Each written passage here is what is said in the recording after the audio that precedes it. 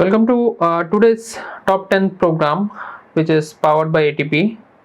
Our today's topic of discussion is nervous system, and as usual, we will start with showing the important topics that we will cover in today's discussion.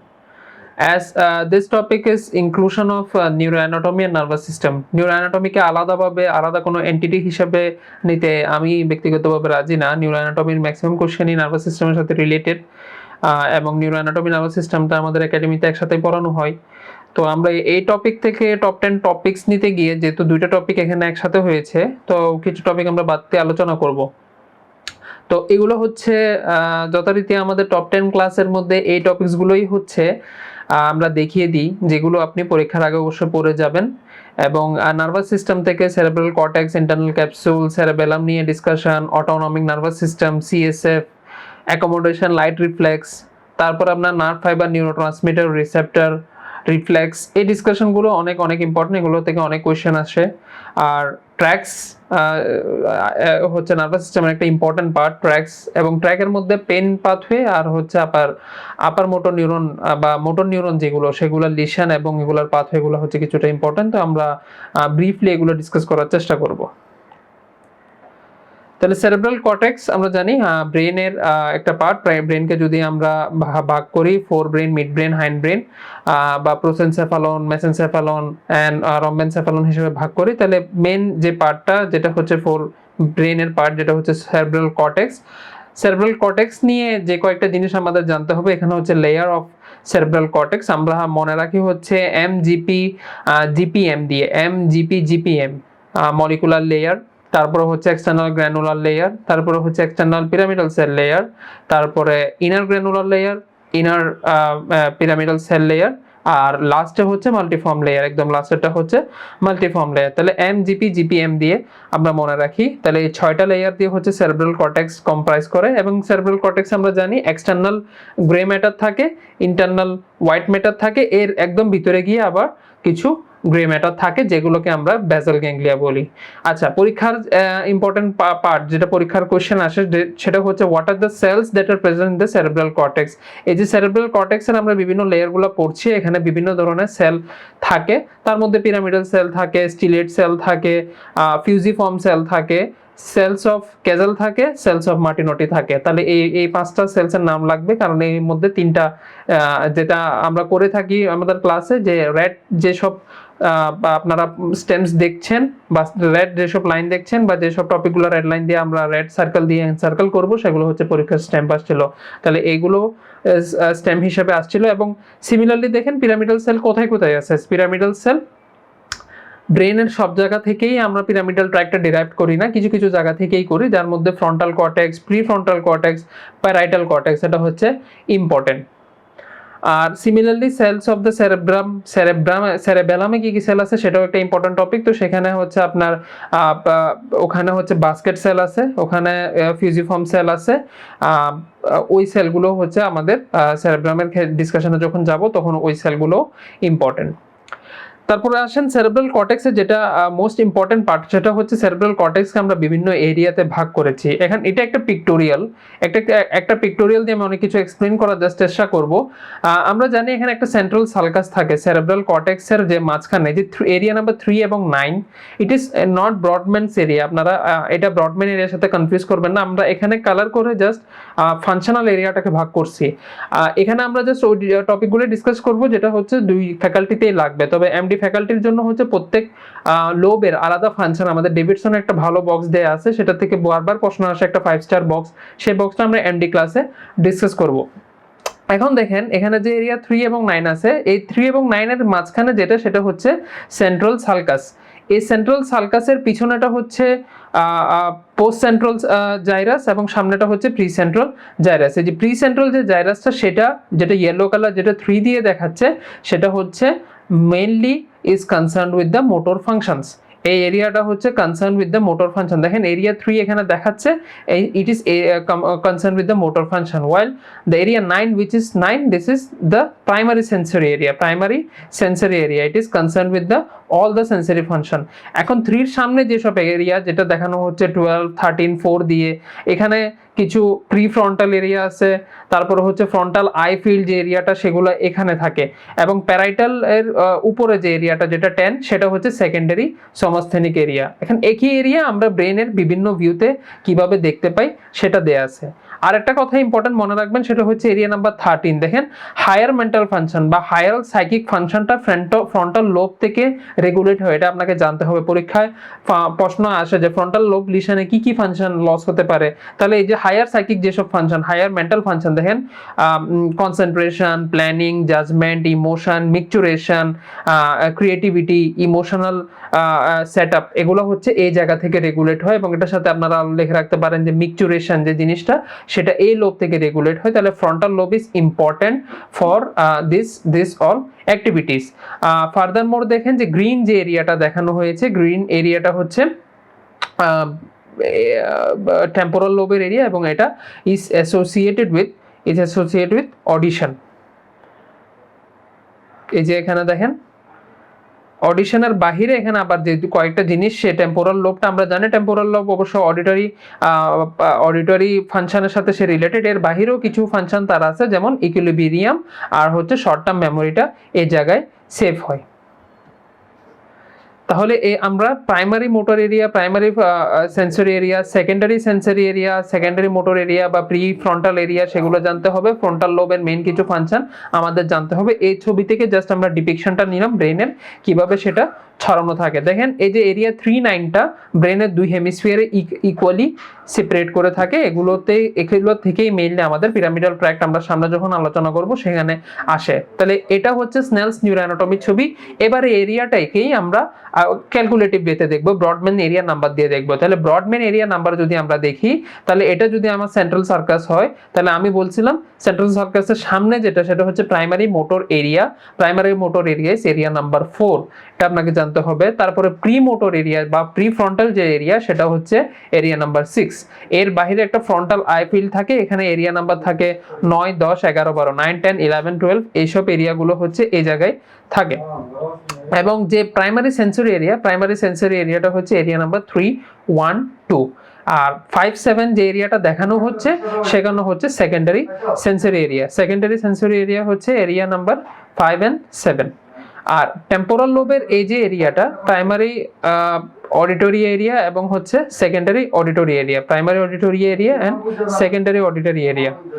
Primary auditory area হচ্ছে 41, area 41 and 42। Area 41, 42 হচ্ছে primary auditory area, আর 22 হচ্ছে secondary auditory area. এটা temporal লোবে থাকে। এর আগের ছবিতে আমরা দেখিয়েছি কি টেম্পোরাল লোবে এটা ছাড়াও ইকুইলিব্রিয়াম এবং শর্ট টার্ম মেমোরি স্টোর হয়। তাহলে পরীক্ষায় কোশ্চেন আসলে এমডি ফ্যাকাল্টিতে এই জিনিসটা নিয়ে আমরা আরো এলাবোরেট ডিসকাস করি, পরীক্ষায় প্রশ্ন আসে, তাহলে সেটা মনে রাখবেন। এখানে ইকুইলিব্রিয়াম, টেম্পোরাল লোবের equilibrium, short term memory with primary auditory area which is area 41, 42 and secondary auditory area which is area 22 is related। আর তারপরে ফ্রন্টাল এরিয়ার এই এরিয়াটা সেটা হচ্ছে মোটর স্পিচ এরিয়া নাম্বার 44, 45।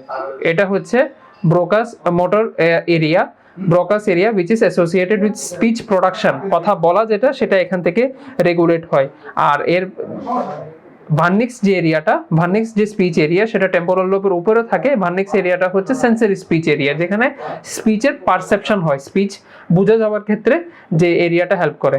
আর এই জায়গাটা এই লাস্টে যে এরিয়া নাম্বার 17, 18, 19 যেখানে হচ্ছে এটা হচ্ছে অক্সিপিটাল লোবের পার্ট অবশ্যই ইজ অ্যাসোসিয়েটেড উইথ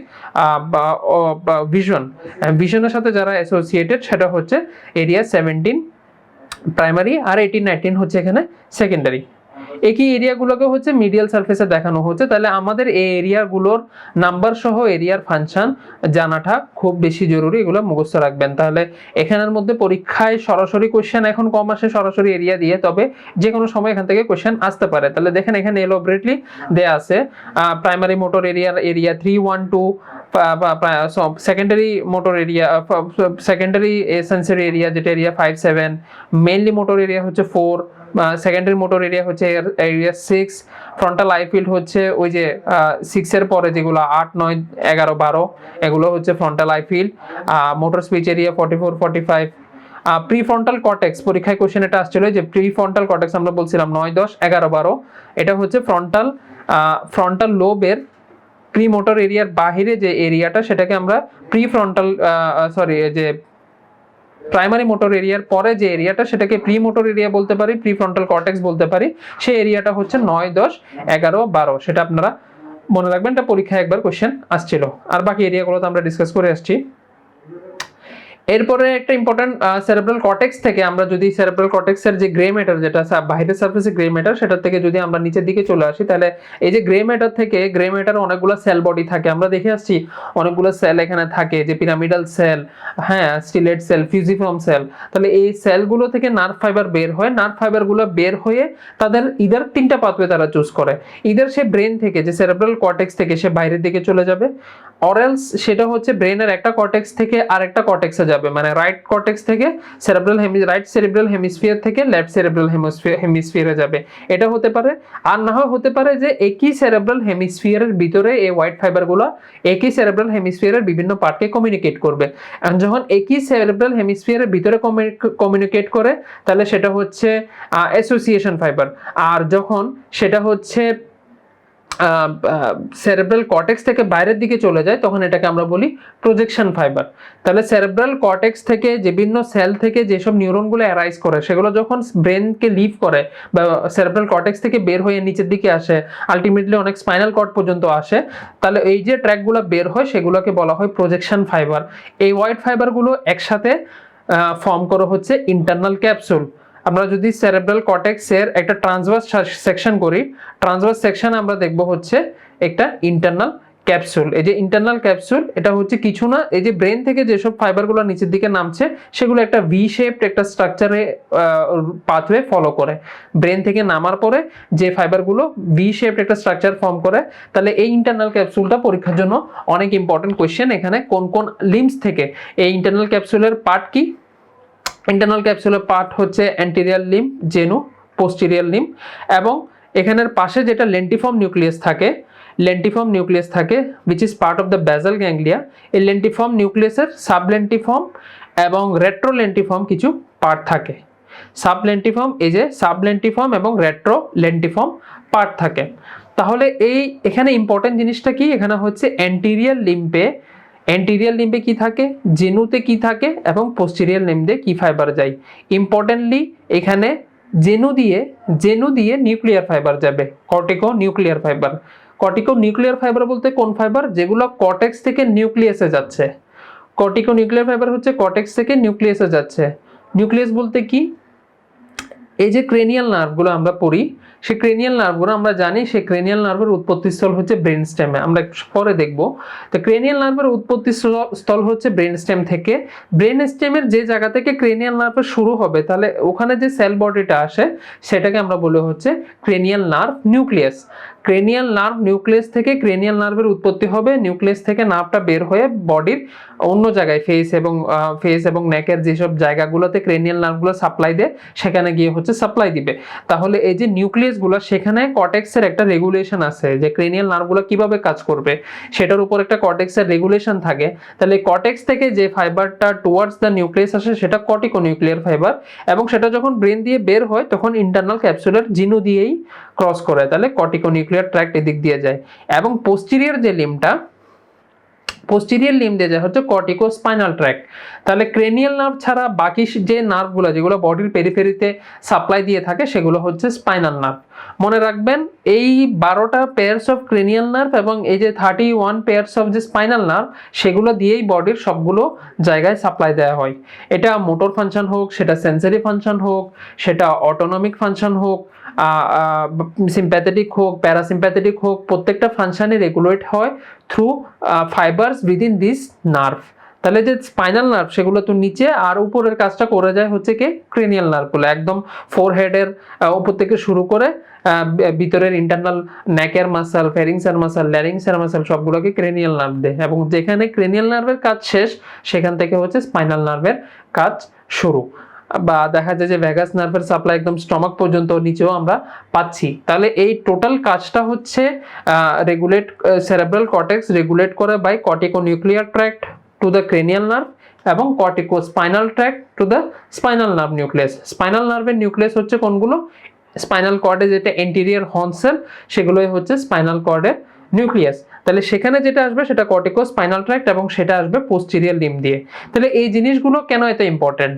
আমরা যে স্ট্রোকের পেশেন্টগুলো দেখি তখন আমরা তাদের মধ্যে হচ্ছে কিছু কিছু পলসি খুঁজি, যে তার ফেশিয়াল নার্ভ পলসি আছে, তার আপার মোটর নিউরন লিশন আছে, তার লেফট সাইডেড হেমিপ্যারেসিস আছে, তার রাইট সাইডেড হেমিপ্যারেসিস আছে। মূল কথাটা হচ্ছে লিশনটা আসলে কোন জায়গায়? এই স্ট্রোকগুলো হয়তো ভাস্কুলার লিশন, স্ট্রোকগুলো হয়ে থাকে ডিউ টু ভেসেল কজ। তাহলে ভেসেল কোথায় হ্যাম্পার হলে কোথায় সিমটম পাওয়া যাবে সেটার সাথেই কোরিলেট করার জন্য এই এই হিসাবটা লাগে। তাহলে দেখেন পরীক্ষায় মূলত কোশ্চেন আসছে এই ডিসেন্ডিং ফাইবারগুলোই, যেভাবে এখানে ফাইবার নামে ঠিক একইভাবে ফাইবার যেগুলো হচ্ছে ব্রেনের দিকে উঠবে সেগুলো ইন্টারনাল ক্যাপসুল দিয়ে উঠবে।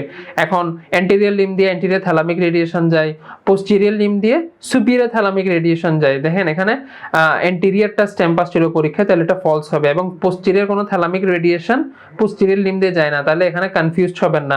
অ্যান্টেরিয়র লিম্ব দিয়ে anterior thalamic radiation, posterior limb দিয়ে সুপিরিয়র থ্যালামিক রেডিয়েশন, এবং রেট্রোলেন্টিফর্ম পার্ট দিয়ে পোস্টেরিয়র থ্যালামিক রেডিয়েশন যায়। এরপর আমরা যে দুইটা কথা বলছিলাম যে সাবলেন্টিফর্ম এবং রেট্রোলেন্টিফর্ম পার্ট, দেখেন সাবলেন্টিফর্ম অডিটরি রেডিয়েশন নিয়ে যায়, অডিটরি রেডিয়েশন নিয়ে যায় ফ্রম লেটারাল জেনিকুলেট বডি, এটা হচ্ছে সাবলেন্টিফর্ম পার্ট। আর এই যে কর্টিকো নিউক্লিয়ার এবং কর্টিকোস্পাইনাল আমরা বলছি কি একটা জেনু দিয়ে যায়, মনে রাখবেন নিউ দ্যাট ইজ জেনু থেকে হচ্ছে নিউক্লিয়ার ট্র্যাক্ট, আর পোস্টেরিয়র লিম্বে কর্টিকো স্পাইনাল ট্র্যাক্ট ইম্পর্টেন্টলি, এবং এটার ব্লাড সাপ্লাইও কিছুটা লাগে। তাহলে কোনটা থেকে কোন লিম্বে কে সাপ্লাই দিচ্ছে, কোথায় ব্লাড সাপ্লাই হ্যাম্পার হলে কোথায় ম্যানিফেস্টেশন হবে সেটা বোঝা যাবে। এখন দেখেন জেনুতে কে সাপ্লাই দেয়, জেনুতে সাপ্লাই দেয় হচ্ছে অ্যান্টেরিয়র সেরেব্রাম এবং মিডল সেরেব্রাল আর্টারির ব্রাঞ্চ।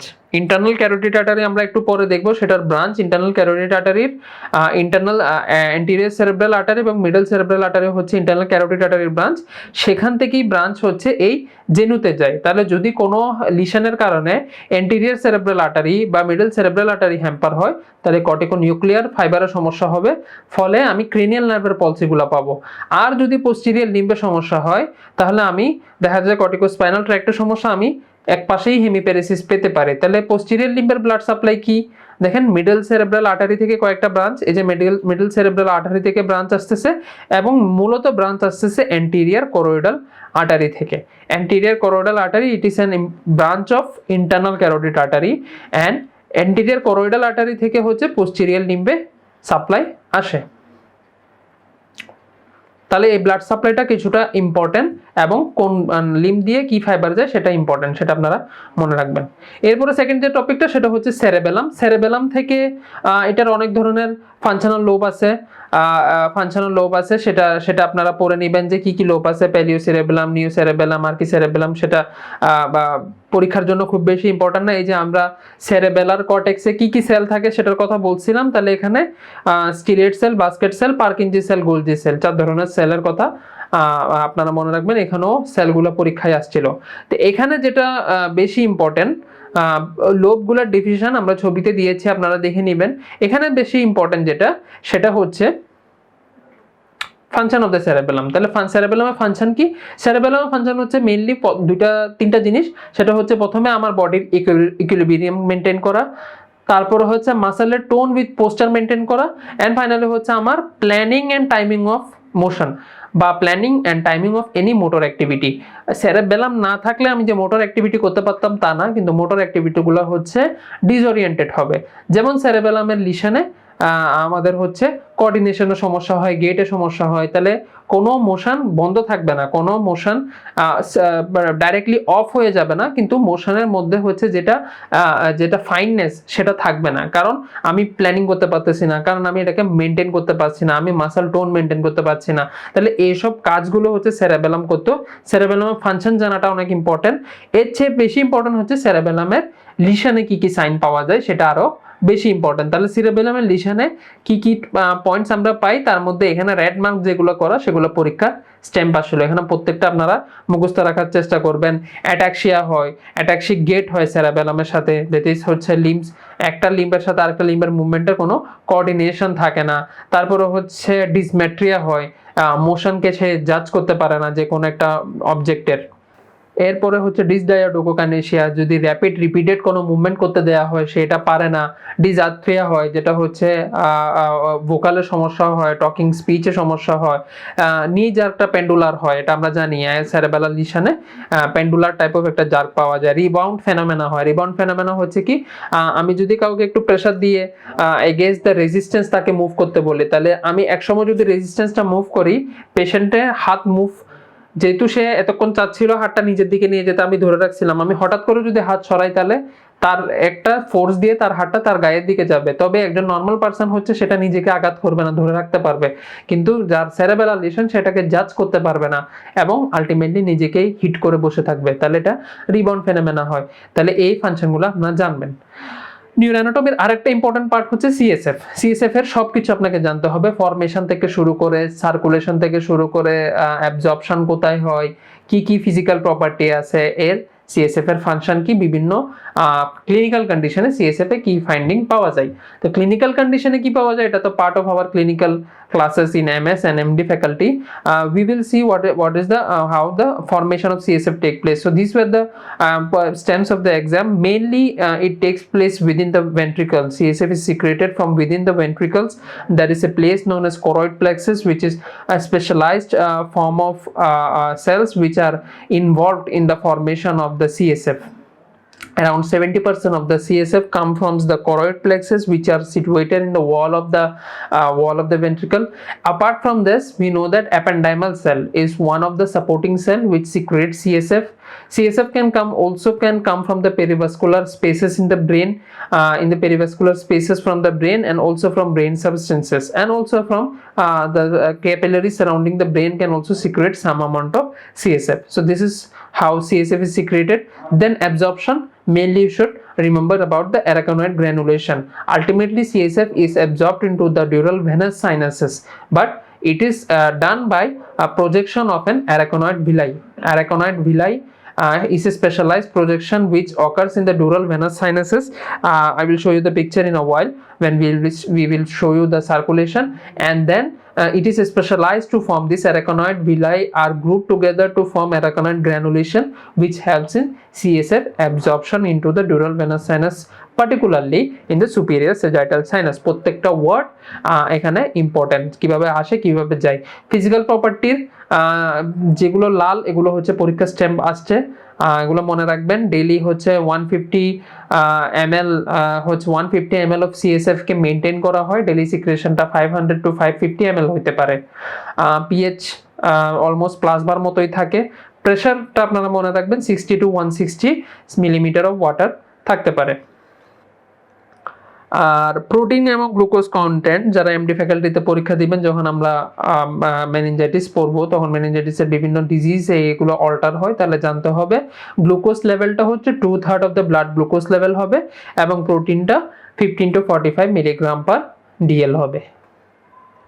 সিএসএফ সার্কুলেশন দেখেন, এই যে আমরা বলছিলাম যে ল্যাটারাল ভেন্ট্রিকল, যে ভেন্ট্রিকলের উপরে করয়েড প্লেক্সাস নামে কিছু স্পেশালাইজড এরিয়া আছে। এই যে লাল দিয়ে যেটা দেখানো হচ্ছে ভেন্ট্রিকলের পাশে, এই পিঙ্ক এরিয়াটা হচ্ছে, মাঝখানের পিঙ্ক এরিয়াটা হচ্ছে ভেন্ট্রিকলের ওয়াল, এবং এখানে হচ্ছে উপরে যে লাল এরিয়াটা দেখাচ্ছে সেটা হচ্ছে করয়েড প্লেক্সাস। সেখান থেকে হচ্ছে সিএসএফ সিক্রেশনটা মূলত শুরু হয়, সেটা ইন্টারভেন্ট্রিকুলার ফোরামেন দিয়ে থার্ড ভেন্ট্রিকলে আসে, মাঝখানের এরিয়াটা থার্ড ভেন্ট্রিকল, এবং তারপরে হচ্ছে ইন্টারভেন্ট্রিকুলার ফোরামেন দিয়ে যখন থার্ড ভেন্ট্রিকলে আসে, আলটিমেটলি হচ্ছে সেরেব্রাল অ্যাকুইডাক্টের মাধ্যমে সেটা ফোর্থ ভেন্ট্রিকলে আসে। ফোর্থ ভেন্ট্রিকল হচ্ছে যে পার্টটা ইজ ওভারলাইং দ্য ব্রেন স্টেম। আমাদের ব্রেন স্টেমটা এই জায়গায় থাকে, সেরেবেলাম পিছনে থাকে, সামনে ব্রেন স্টেম থাকে, that is mid brain, ponds, medulla থাকে, এই জায়গাটাই হচ্ছে ফোর্থ ভেন্ট্রিকল। তাহলে জেনারেলি যদি আমরা বলি, দেখেন ল্যাটারাল ভেন্ট্রিকল হচ্ছে ব্রেন সাবস্টেন্সের ভিতরে থাকে, থার্ড ভেন্ট্রিকলটাও হচ্ছে ব্রেন সাবস্টেন্সের ভিতরে থাকে, ফোর্থ ভেন্ট্রিকলটা হচ্ছে সামনে ব্রেন স্টেম এবং পিছনে সেরেবেলামের মাঝখানে থাকে। এটা হচ্ছে ফোর্থ ভেন্ট্রিকল। তাহলে ফোর্থ ভেন্ট্রিকলের ফোর্থ ভেন্ট্রিকুলার ওখানে যখন আসবে তখন লাস্টলি আলটিমেটলি কি হবে, আলটিমেটলি সেটা স্পাইনাল ক্যানাল দিয়ে, সেন্ট্রাল ক্যানাল দিয়ে স্পাইনাল কর্ডে চলে যাবে। তবে এখানে কিছু প্যাসেজ আছে যেগুলোকে আমরা বলি হচ্ছে ফোরামেন অফ লুস্কা, ফোরামেন অফ ম্যাজেন্ডি, যেগুলোর মাধ্যমে সেটা আলটিমেটলি সাব অ্যারাকনয়েড স্পেসে চলে যায়। তাহলে ব্রেনকে কভার করে রাখছে একটা মেনিনজাস, আমরা জানি ব্রেন ইজ কাভার্ড বাই মেনিনজাস, সেটার হচ্ছে একটা ডিউরা ম্যাটার আছে, অ্যারাকনয়েড ম্যাটার আছে, পায়া ম্যাটার আছে। পায়া ম্যাটারটা হচ্ছে ব্রেনের সাথে অ্যাটাচড, আর অ্যারাকনয়েড ম্যাটারটা হচ্ছে পায়া ম্যাটারের উপরের লেয়ার। তাহলে এই অ্যারাকনয়েড এবং পায়া ম্যাটারটা ব্রেনের সাথে একদম লাগানো একটা লেয়ার। তাহলে অ্যারাকনয়েড এবং পায়া ম্যাটারের মাঝখানে যে স্পেস সেটা is filled up with CSF. এই সিএসএফটা কিভাবে সার্ভাইকানয়েড স্পেসে আসলো, সেটা মূলত এই জায়গায় আসছে, আর কোনো ওয়ে নাই এক্সিটের। তাহলে এই যে আমাদের যেটা হচ্ছে ফোরামেন অফ লুস্কা, ফোরামেন অফ ম্যাজেন্ডি, সেগুলোর থেকে সিএসএফ হচ্ছে লিক আউট হয়ে আলটিমেটলি এই যে সাবঅ্যাকুইনাইট স্পেসে এসে আলটিমেটলি পুরো ব্রেনকে সে কভার করে এবং একটা সিএসএফ প্রেশার সে মেনটেন করে এবং সেন্ট্রাল ক্যানাল হয়ে সেটা স্পাইনাল কর্ডেও চলে যায়। এই যে এই জায়গাটা আপনারা দেখেন উপরে একটা কর্নারে সুপিরিয়র স্যাজিটাল সাইনাস যে জায়গায় হবে, সেখানে একটা গ্রিন কালারের যে এরিয়াটা বা ব্লু কালারের যে এরিয়া, সেখানে দেখেন একটা অ্যারাকনয়েড গ্র্যানুলেশন আছে। এগুলো হচ্ছে কি সিএসএফ এর ভিতর থেকেই একটু সুপিরিয়র স্যাজিটাল সাইনাসের ভিতরে ভিলাই লাগ প্রজেকশন হয়, অনেকগুলো ভিলাই একসাথে মিলে হচ্ছে অ্যারাকনয়েড গ্র্যানুলেশন হয়, যার মাধ্যমে সিএসএফটা আলটিমেটলি যেটা এক্সেস সিএসএফ সেটা সেরেব্রাল ভেনাস সাইনাসে চলে যায়। ফাংশন অফ দ্য সিএসএফ এটা আমরা সবসময় পড়তেছি, ছোটবেলা থেকে দেখে আসতেছি। তাহলে ব্রেনকে একটা কুশনিং এফেক্ট দেয়, ব্রেনের নিউট্রিশনে হেল্প করে, একটা বয়েন্সি দেয়। এটা স্নেলস অ্যানাটমির চার্ট, এটা আপনারা পড়ে নেবেন। এরপরে হচ্ছে আমরা দুইটা রিফ্লেক্স দেখবো, সেটা যেটা related to the neuroanatomy, that is light reflex and the accommodation reflex. তাহলে লাইট রিফ্লেক্সে কি হয়, আমরা জানি এটা একটা cut section of the eye এবং এটা একটা cut section of the mid brain.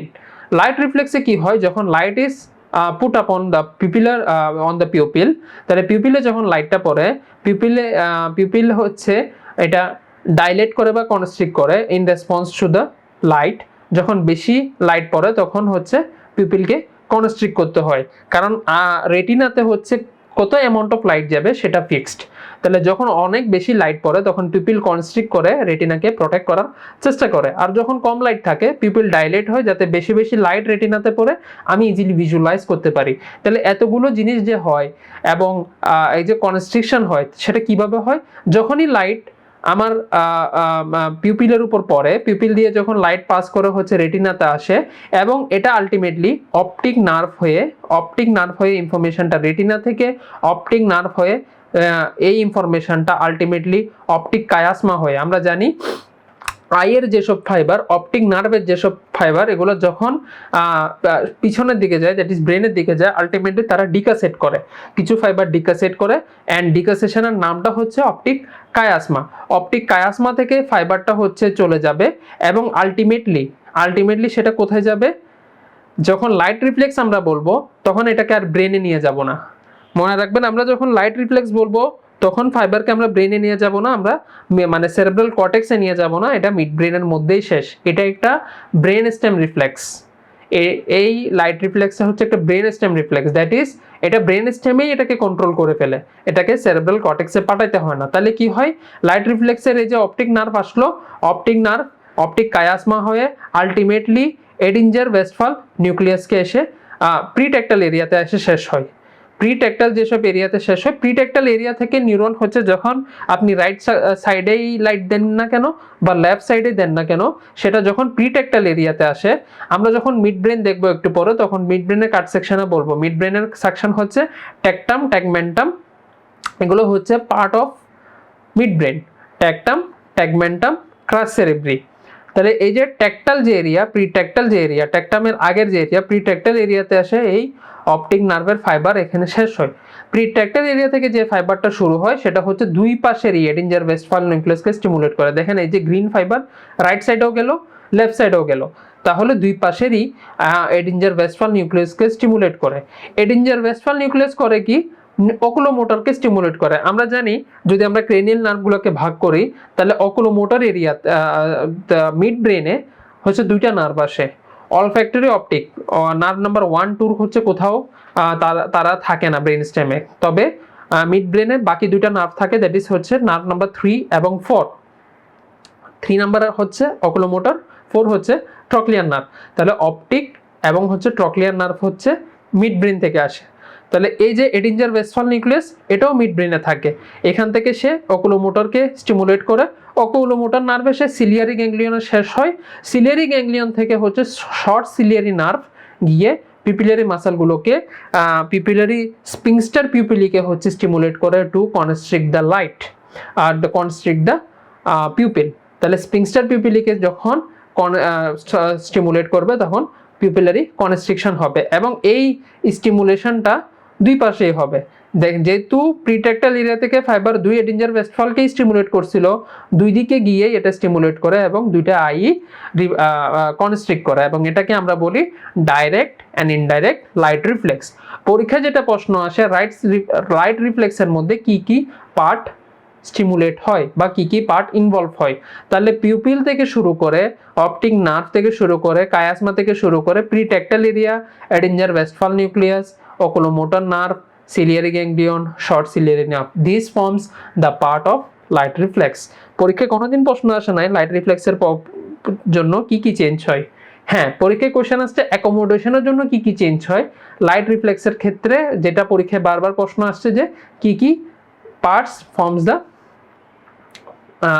The light pathway, the pupillary light reflex pathway. তাহলে এটা হচ্ছে অ্যাকোমোডেশনে কি ডিফারেন্স হয় দেখেন। অ্যাকোমোডেশন হতে একটু বেশি হয়। এই ছবিতে সবকিছু একসাথে দেখানো হয়েছে। এখানে আমাদের ওই ডিসকাশনটা আছে দেখেন, অপটিক নার্ভ আসলো, অপটিক কায়াসমা হলো এবং প্রিট্যাক্টাল এরিয়াতে শেষ হলো। প্রিট্যাক্টাল এরিয়া থেকে 2 এডিঞ্জার ওয়েস্টফালকে স্টিমুলেট করে আলটিমেটলি শর্ট সিলিয়ারি গ্যাংলিয়ন হয়ে শর্ট সিলিয়ারি নার্ভ হয়ে সেটা আলটিমেটলি আইকে স্টিমুলেট করলো বা স্পিনস্টার পিউপিলি, কনস্ট্রিক্টর পিউপিলিকে স্টিমুলেট করলো। এখন আমি যদি অ্যাকোমোডেশন রিফ্লেক্স চিন্তা করি, তাহলে অ্যাকোমোডেশন রিফ্লেক্সের ক্ষেত্রে কি হয়, এই যে লাইট যেটা রেটিনাতে পড়লো, অপটিক নার্ভ হলো, অপটিক কায়াসমা হলো, অপটিক কায়াসমা হয়ে আলটিমেটলি যেটা বের হয় সেটাকে বলা হচ্ছে কি অপটিক রেডিয়েশন। অপটিক কায়াসমার পরে optic nerve, optic chiasma, optic tract, optic nerve, optic chiasma, then optic tract হয়ে সেটা এসে শেষ হয় কোথায়, দ্য ল্যাটারাল জেনিকুলেট বডি।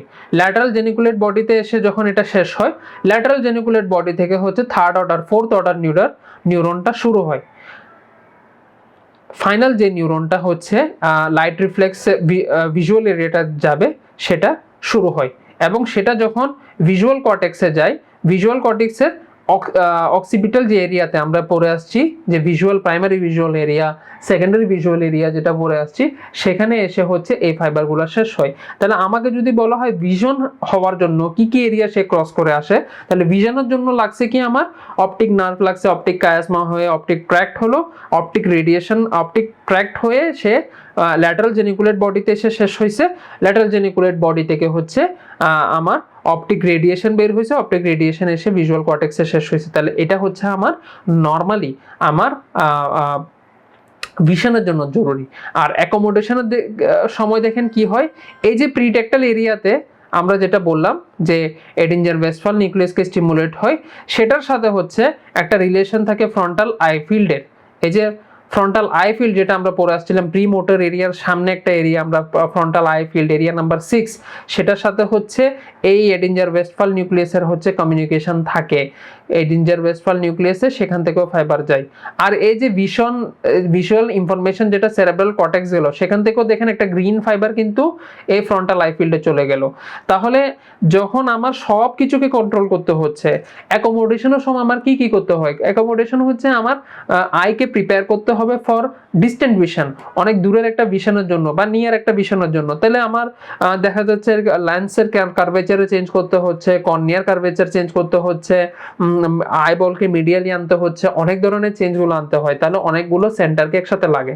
তাহলে এই যে frontal I felt information, visual cortex তাকে ইনফরমেশন দিবে যে আমি যে জিনিসটা দেখতেছি সেটা ঝাপসা দেখতেছি বা কাছের জিনিস দেখতেছি, এই চেঞ্জ করতে হবে। আবার এডিঞ্জার ওয়েস্টফাল নিউক্লিয়াস থেকেও ফ্রন্টাল আই ফিল্ড একটা ইনফরমেশন যায় এবং আলটিমেটলি ফ্রন্টাল আই ফিল্ড থেকে এডিঞ্জার ওয়েস্টফাল নিউক্লিয়াসও ইনফরমেশন যায় যে এই চেঞ্জ তোমাকে করতে হবে। তাহলে ফ্রন্টাল আই ফিল্ড থেকে যখন এডিঞ্জার ওয়েস্টফাল নিউক্লিয়াসে স্টিমুলেশন যায় সেটা আবার অকুলোমোটর নার্ভকে স্টিমুলেট করে।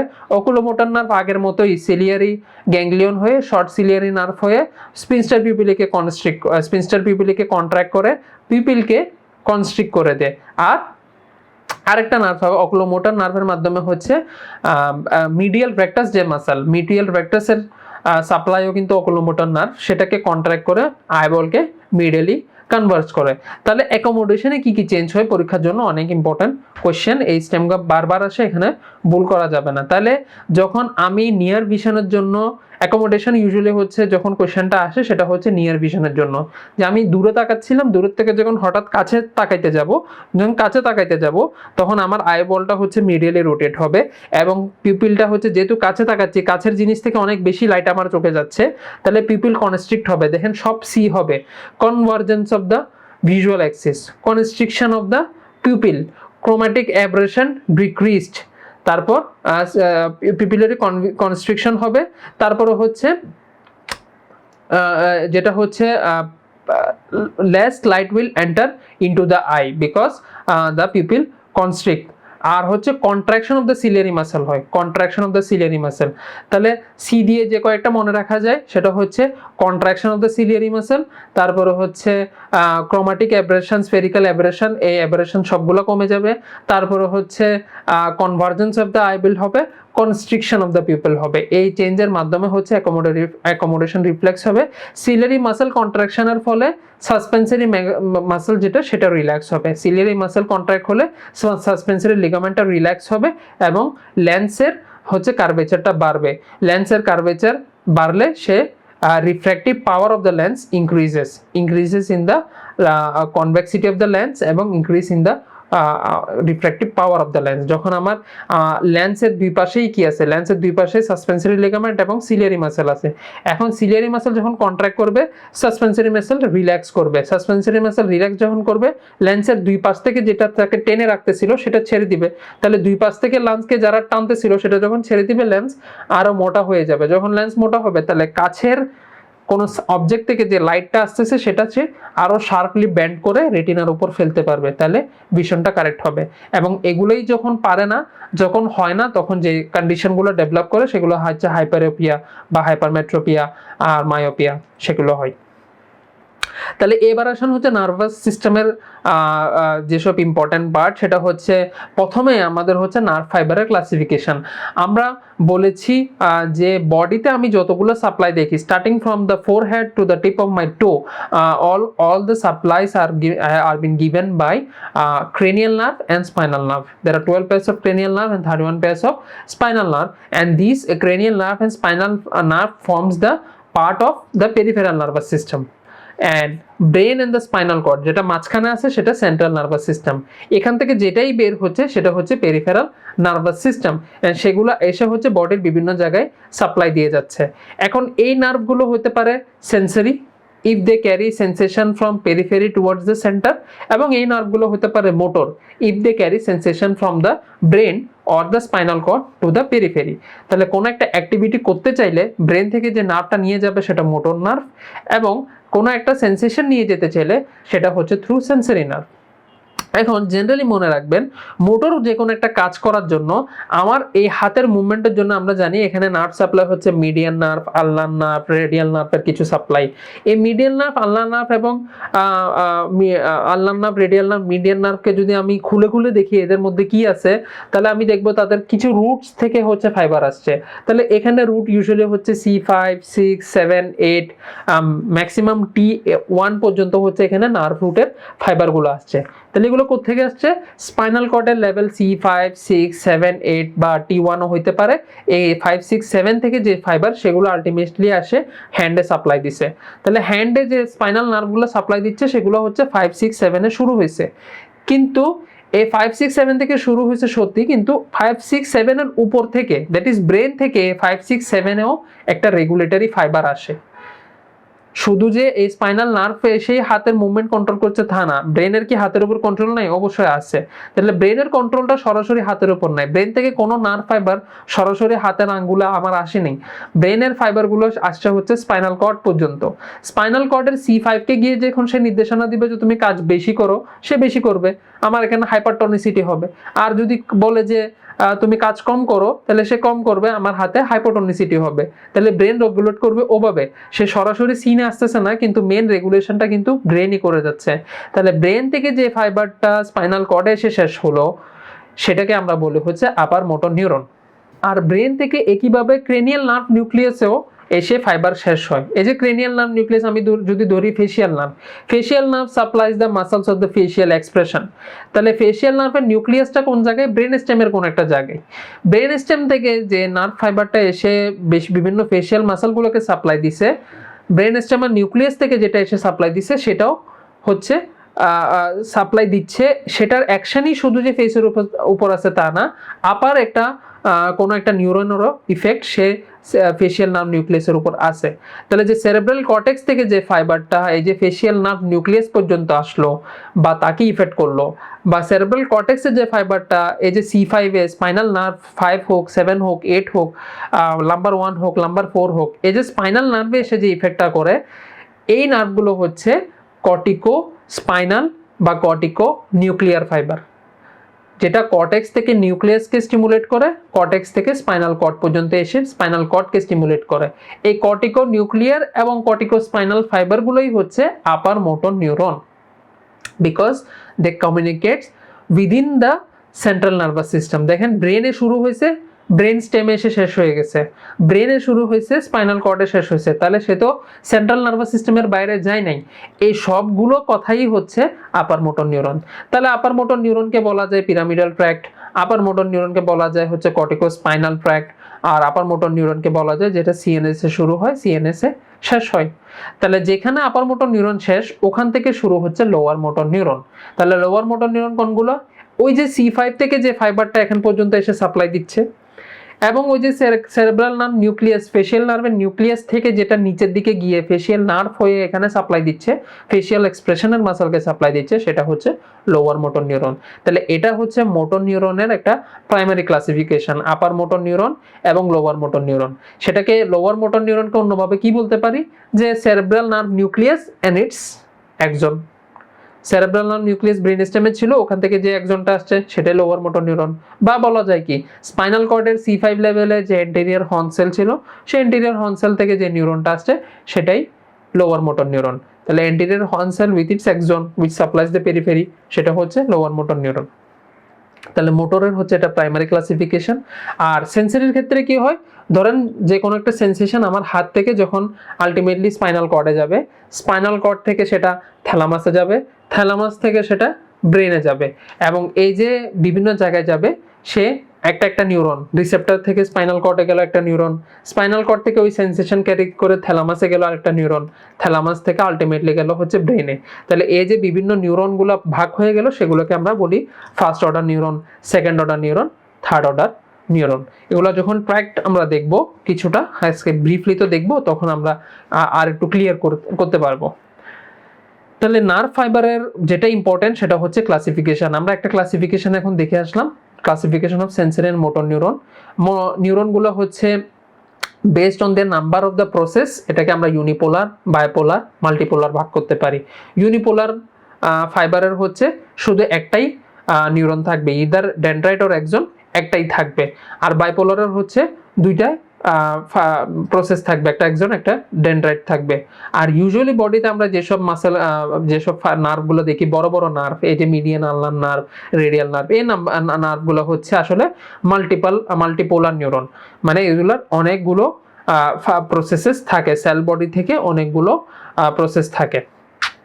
তাহলে এই এক্সাম্পলগুলো হচ্ছে যেখানে মাঝখানে দেওয়া আছে pyramidal cells with its tract, Purkinje cell, of the cerebral cortex with its axon, তারপরে হচ্ছে অ্যান্টেরিয়র হর্ন সেল, যে স্পাইনাল কর্ডের যেটা অ্যান্টেরিয়র হর্ন সেল, তারপরে হচ্ছে cells of the autonomic ganglia, এগুলো সবগুলোই হচ্ছে মাল্টিপোলার নিউরন, যাদের একটা এক্সন থাকে এবং অনেকগুলো ডেনড্রাইট থাকে।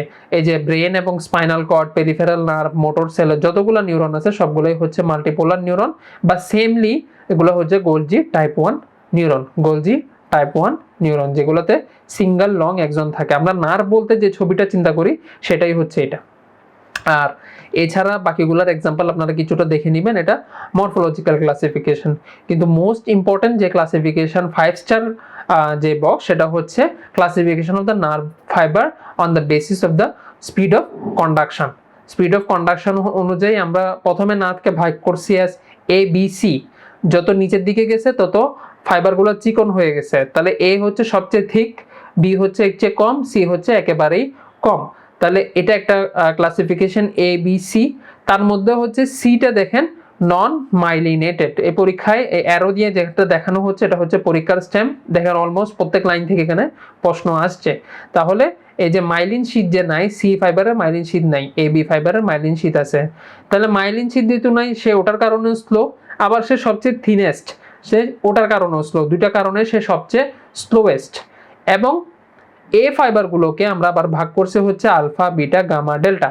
আপনাদের কষ্ট করে হলো মনে রাখতে হবে কোন টাইপ অফ ফাইবার কোথায় কোথায় সাপ্লাই দেয়। তার মধ্যে দেখেন বি ফাইবার হচ্ছে pre ganglionic autonomic fibre, C fibre হচ্ছে পোস্ট গ্যাংলিয়নিক অটোনমিক ফাইবার। আবার পেন টেম্পারেচার হচ্ছে এ ডেল্টাতে আছে পেন টেম্পারেচার, এবং সি ফাইবারও আছে পেন টেম্পারেচার।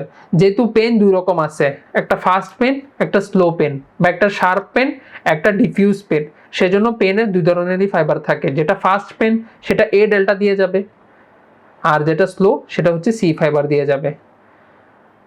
আর বি হচ্ছে প্রি গ্যাংলিয়নিক, সি হচ্ছে পোস্ট গ্যাংলিয়নিক, মনে রাখবেন। সিটাই হচ্ছে নন মাইলিনেটেড, এটাও মনে রাখবেন। এবং এ আলফাটা হচ্ছে সবচেয়ে হাইয়েস্ট স্পিডের যে ফাইবার, সেটা কাকে নিয়ে যাবে? এই যে মোটর অ্যাক্টিভিটি, স্কেলেটাল মাসেলের। এখানে আরও লিখে রাখবেন বা মনে রাখবেন প্রোপিওসেপশন, প্রোপিওসেপশন, মোটর, এই ফাংশনগুলো খুব দ্রুত করতে হয় বডিতে, সেজন্য এই ফাংশনগুলোতে যেহেতু সময় ক্ষেপণ করা যায় না, এগুলোই সবচেয়ে ফাস্টেস্ট যে নার্ভ ফাইবার সেটাকে ইউজ করে। আর সেন্সরি মোডালিটির মধ্যে মেইনলি তো চারটা: পেন, টেম্পারেচার, টাচ, প্রেসার। আমরা যখন পেশেন্টকে এক্সামিন করি তখন এগুলো দেখি। তাহলে পেন টেম্পারেচার আমরা দেখলাম A delta C, touch pressure হচ্ছে তাহলে কি? টাচ প্রেসার হচ্ছে বিটা, টাচ প্রেসার হচ্ছে বিটা। নিউরোট্রান্সমিটারের ক্লাসিফিকেশন অনেক ইম্পর্টেন্ট। দেখেন এখানে অনেকগুলো জায়গা থেকে প্রশ্ন আসছে। আমরা এখানে দুইটা বক্স, একটা গাইটনের এবং একটা গ্যানংয়ের বক্স দিয়েছি। আপনাদের নামগুলো আলাদাভাবেই মনে রাখতে হবে, কোনগুলো এক্সাইটেটরি, কোনগুলো হচ্ছে both excitatory and inhibitory, and কোনগুলো হচ্ছে শুধু ইনহিবিটরি। আর গ্যানংয়ের যে ক্লাসিফিকেশন, আর একটা ক্লাসিফিকেশন আছে যে কিছু আছে স্মল মলিকিউল ট্রান্সমিটার আর কিছু হচ্ছে লার্জ মলিকিউল। যেগুলো স্মল মলিকিউল এগুলো হচ্ছে র্যাপিডলি অ্যাক্টিং, এগুলো হচ্ছে যেগুলো আমরা অ্যাকচুয়ালি নিউরোট্রান্সমিটার হিসেবে চিনি, সেগুলোই হচ্ছে স্মল মলিকিউল র্যাপিডলি অ্যাক্টিং। আর এই যেগুলো হচ্ছে রিলিজিং ফ্যাক্টর বা পোস্টেরিয়র পিটুইটারির যে হরমোনগুলো, রিলিজিং হরমোনগুলো, local hormone of the gut যেগুলো, সেগুলো হচ্ছে কি? সেগুলো হচ্ছে স্লো অ্যাক্টিং নিউরোপেপটাইডস, বা এগুলোকেও নিউরোট্রান্সমিটার বলা যায়। এগুলো এক প্রকার নিউরোট্রান্সমিটার। তাহলে এই ক্লাসিফিকেশনটা আলাদাভাবে মনে রাখার দরকার নাই, তবে পরীক্ষা একবার কোশ্চেন আসছিল ফলোইং আর এমিন ডেরিভেটিভস। তাহলে দেখেন norepinephrine, epinephrine, dopamine, serotonin, histamine, লাস্টে যেগুলার এনই দিয়ে আছে এইগুলোই হচ্ছে আপনার এমিন ডেরিভেটিভস। এগুলো হচ্ছে টাইরোসিন ডেরিভেটিভ আমরা জানি। তাহলে norepinephrine, epinephrine, dopamine, serotonin, histamine, এগুলো হচ্ছে এমিন ডেরিভেটিভ। আর অ্যামাইনো অ্যাসিড হচ্ছে GABA, glutamate, aspartate, GABA, glycine, glutamate, aspartate. মনে রাখবেন তার মধ্যে গাবা গ্লাইসিন হচ্ছে ইনহিবিটরি, অ্যাসপার্টেট গ্লুটামেট হচ্ছে স্টিমুলেটরি নিউরোট্রান্সমিটার। ইম্পর্টেন্ট ফাংশন হচ্ছে নিউরোট্রান্সমিটার কোন জায়গা থেকে কি আসে। আমরা যদি সিম্প্যাথেটিক এবং প্যারাসিম্প্যাথেটিক সিস্টেমকে যদি ভাগ করি, তাহলে দেখা যায় কি অটোনমিক নার্ভাস সিস্টেমের একটা প্রপার্টি হচ্ছে এখানে দুই ধরনের ফাইবার থাকে before going to the main organ. মানে আমার যখন সেন্টার থেকে একটা নার্ভ শুরু হয়, সেটাই সরাসরি গিয়ে অর্গানে গিয়ে ইফেক্ট করে না, সরাসরি সেটা অর্গানে যায় না। যে সেন্টার থেকে যে নার্ভটা শুরু হয়েছে সেটা হচ্ছে একটা প্রি গ্যাংলিয়নিক ফাইবার, সে প্রি গ্যাংলিয়নিক ফাইবার একটা গ্যাংলিয়নে এসে শেষ হয় এবং গ্যাংলিয়ন থেকে পোস্ট গ্যাংলিয়নিক ফাইবার এসে হচ্ছে ওই অর্গানে শেষ হয়। তাহলে এই যে গ্যাংলিয়নের আগে যে ফাইবার সেটাকে আমরা বলি প্রি গ্যাংলিয়নিক ফাইবার, গ্যাংলিয়নের পরে যে ফাইবারটা গিয়ে অর্গানে গিয়ে শেষ হবে সেটাকে আমরা বলি হচ্ছে পোস্ট গ্যাংলিয়নিক ফাইবার।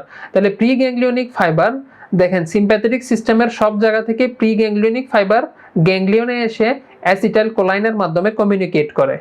নিউরোট্রান্সমিটার হচ্ছে required for communication between two nerves. তাহলে অ্যাসিটাইল কোলাইন এখানে এসে গ্যাংলিয়নের এখানে এসে দুইটা নার্ভের মাঝখানে কমিউনিকেশন করে। আর প্যারাসিম্প্যাথেটিকও গ্যাংলিয়নে প্রি সিম্প্যাথেটিক আর পোস্ট সিম্প্যাথেটিকের প্রি গ্যাংলিয়নিক এবং পোস্ট গ্যাংলিয়নিকের মাঝখানে যেটা কমিউনিকেশন সেটা হয় থ্রু অ্যাসিটাইল কোলাইন। কিন্তু এরপরে দেখেন কি হয়, সিম্প্যাথেটিকের ক্ষেত্রে যখন এটা পোস্ট গ্যাংলিয়নিক ফাইবার গিয়ে যখন হচ্ছে অর্গানে শেষ হবে তখন যেটা রিলিজ হয় সেটা হচ্ছে norepinephrine or epinephrine, that is catecholamine release করে। আর প্যারাসিম্প্যাথেটিকের ক্ষেত্রে যে পোস্ট গ্যাংলিয়নিক ফাইবার যেটা যখন অর্গানে গিয়ে শেষ হয় তখন সেটা অ্যাসিটাইল কোলাইন রিলিজ করে। তাহলে সিম্প্যাথেটিক এবং প্যারাসিম্প্যাথেটিক দুটারই pre ganglionic fibre acetylcholine release করে। সিম্প্যাথেটিক আর পোস্ট গ্যাংলিয়নিক ফাইবার হচ্ছে নরএপিনেফ্রিন এপিনেফ্রিন রিলিজ করে, ওয়াইল প্যারাসিম্প্যাথেটিকের পোস্ট গ্যাংলিয়নিক ফাইবারও অ্যাসিটাইল কোলাইন রিলিজ করে। এরপরও একটা এক্সেপশন আছে, কিছু কিছু পোস্ট গ্যাংলিয়নিক সিম্প্যাথেটিক ফাইবারও অ্যাসিটাইল কোলাইন রিলিজ করে। এই এক্সাম্পলগুলো ইম্পর্টেন্ট, যে সোয়েট গ্ল্যান্ড এবং লার্জ ব্লাড ভেসেলের যেসব ফাইবার পোস্ট গ্যাংলিয়নিক ফাইবার তারা সিম্প্যাথেটিক হলেও এরা অ্যাসিটাইল কোলাইন রিলিজ করে। পরীক্ষায় এই জায়গা থেকে স্ট্যাম্প আসে। দেখেন এটা অলমোস্ট 5 স্টার একটা টপিক, বিভিন্ন সময় এখান থেকে প্রশ্ন আসছে।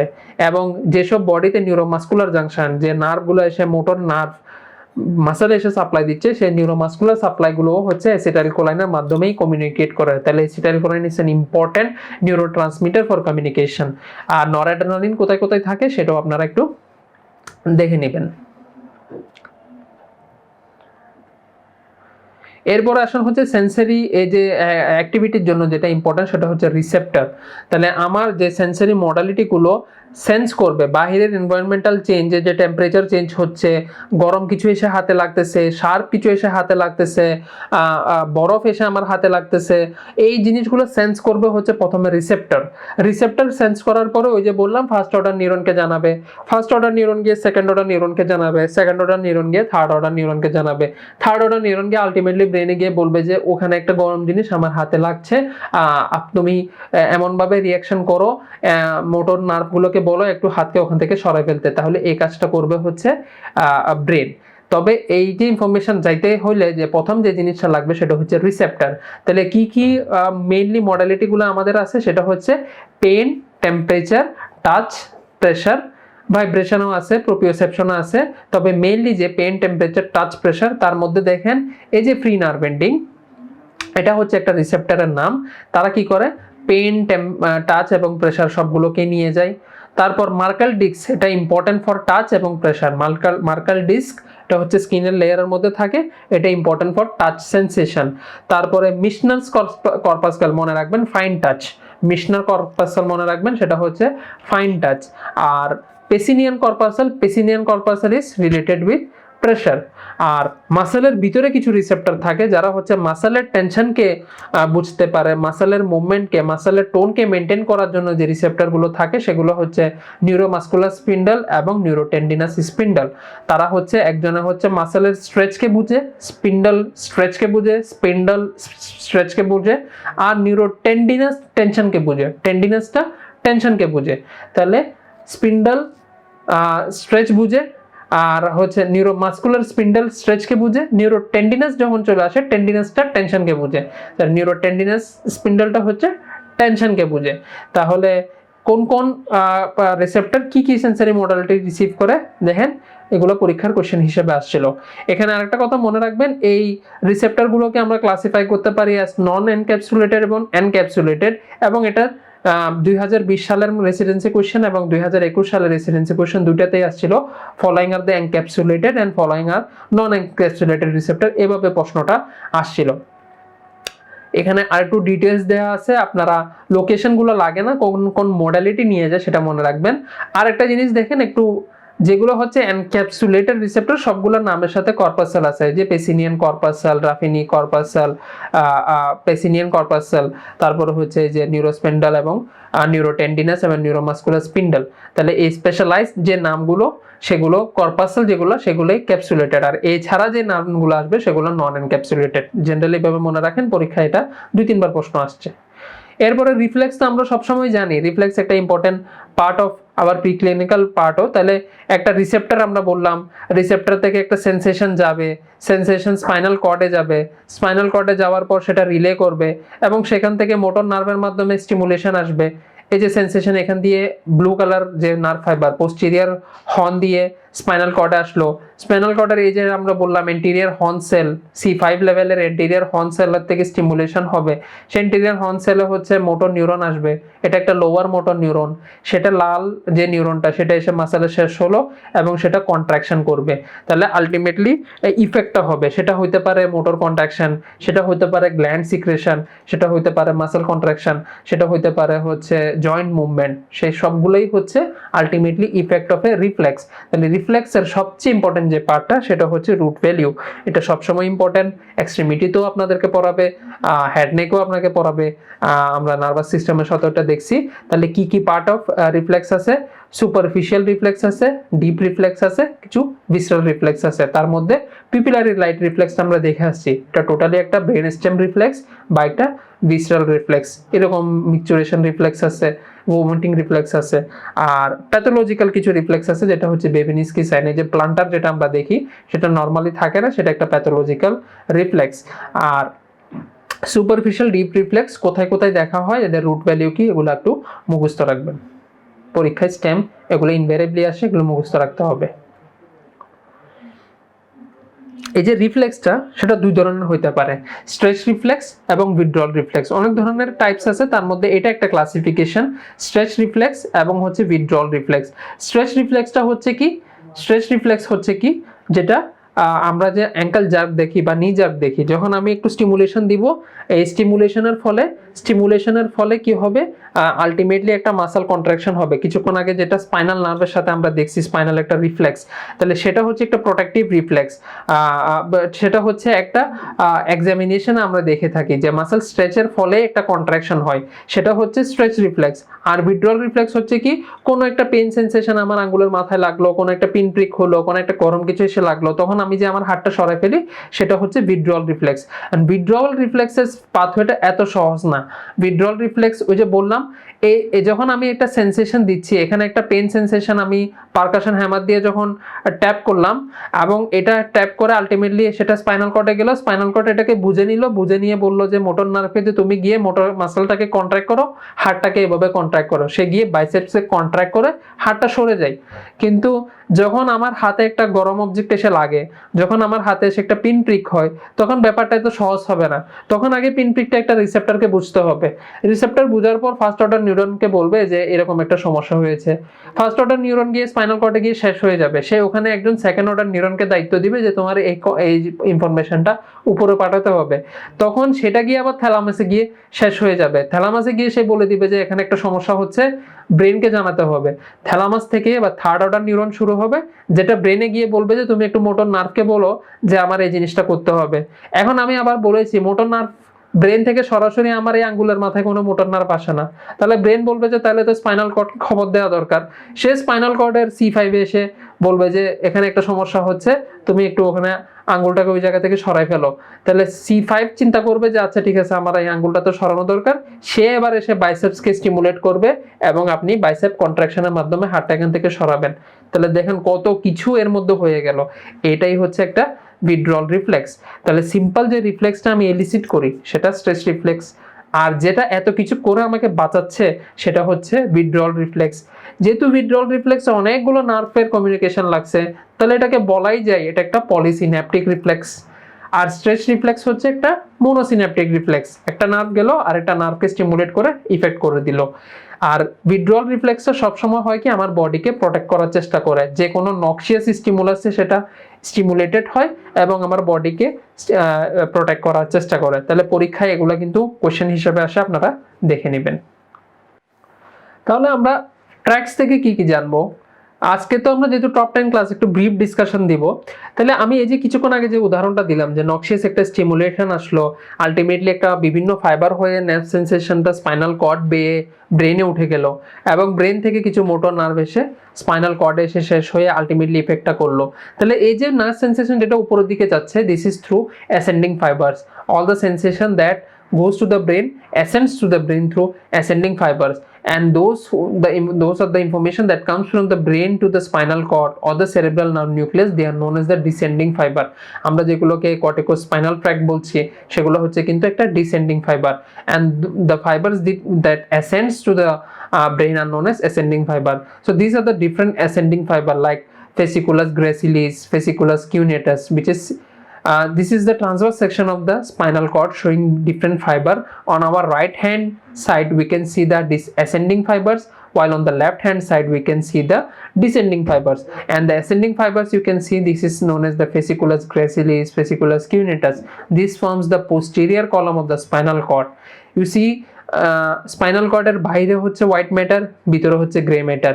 এই গ্রে ম্যাটারটা একটা এচ শেপ ডিস্ট্রিবিউশনে থাকে, যার ফলে একটা পোস্টেরিয়র কলাম ফর্ম হয়, একটা ল্যাটারাল কলাম ফর্ম হয়, একটা এন্টেরিয়র কলাম ফর্ম হয়। এই জায়গাটা এন্টেরিয়র কলাম, এবং দেখেন এখানে এন্টেরিয়র স্পাইনোথ্যালামিক ট্র্যাক্ট থাকে। ল্যাটারাল কলামে কি থাকে? ল্যাটারাল স্পাইনোথ্যালামিক ট্র্যাক্ট থাকে। পোস্টেরিয়র স্পাইনোসেরেবেলার ট্র্যাক্ট থাকে, স্পাইন থেকে সেরেবেলামের দিকে নিয়ে যায়। আর একদম পোস্টেরিয়র যে কলাম সেখানে হচ্ছে ফেসিকুলাস গ্রেসিলিস, ফেসিকুলাস কিউনিয়েটাস থাকে। এই ফেসিকুলাসগুলো আলাদা দেখার কারণ হচ্ছে প্রত্যেকটারই আলাদা ফাংশন আছে। কেউ পেন নিয়ে যায়, কেউ টেম্পারেচার নিয়ে যায়, কেউ ভাইব্রেশন নিয়ে যায়, কেউ প্রোপ্রিওসেপশন নিয়ে যায়। তাহলে এই কাজগুলো কিন্তু আলাদা আছে, সেই জন্যই হচ্ছে আমরা এগুলো আলাদাভাবে জানি। তো এগুলো আমরা আজকে তো ডিটেলস দেখা সম্ভব না, তারপরেও এগুলোর প্রত্যেকটার কিছু কিছু ফাংশন আমরা দেখে যাব। আর লেফট হ্যান্ড সাইডে আমরা যেগুলো দেখছি সেগুলো হচ্ছে ডিসেন্ডিং ট্র্যাক্ট। তার মধ্যে ইম্পর্টেন্ট হচ্ছে কর্টিকোস্পাইনাল ট্র্যাক্ট, যেটা কর্টেক্স থেকে স্পাইনাল কর্ডের বিভিন্ন লেভেলে এসে শেষ হয়। তার মধ্যে ল্যাটারাল কর্টিকোস্পাইনাল ট্র্যাক্ট এবং এন্টেরিয়র কর্টিকোস্পাইনাল ট্র্যাক্ট। এছাড়াও অনেকগুলো ডিসেন্ডিং ট্র্যাক্ট আছে, আমরা এখানে তাদের নামগুলো দেখছি। দেখেন, পিরামিডাল ট্র্যাক্টে হচ্ছে ল্যাটারাল এবং এন্টেরিয়র কর্টিকোস্পাইনাল ট্র্যাক্ট, এবং পিরামিডাল ট্র্যাক্ট ছাড়াও কিছু এক্সট্রা পিরামিডাল ট্র্যাক্ট আছে। পিরামিডাল ট্র্যাক্ট হচ্ছে আসলে আদার name of the corticospinal tract, যে ট্র্যাক্টটা কর্টেক্সের পিরামিডাল সেল থেকে শুরু হয়ে স্পাইনাল কর্ডের এন্টেরিয়র হর্ন সেলে শেষ হয়, সেটা হচ্ছে কর্টিকোস্পাইনাল ট্র্যাক্ট। এছাড়াও কর্টিকো বালবার ট্র্যাক্ট আছে। বালবার বলতে সেরেব্রাল নার্ভ নিউক্লিয়াসে যেগুলো শেষ হয় সেগুলো হচ্ছে কর্টিকো বালবার ট্র্যাক্ট। এবং আলটিমেটলি এই পিরামিডাল ট্র্যাক্টের বাহিরেও কিছু ট্র্যাক্ট আছে যেগুলো হচ্ছে স্পাইনাল কর্ডে আসে, কিন্তু মেন কর্টেক্স থেকে শুরু হয় না, বিভিন্ন জায়গা থেকে শুরু হয়।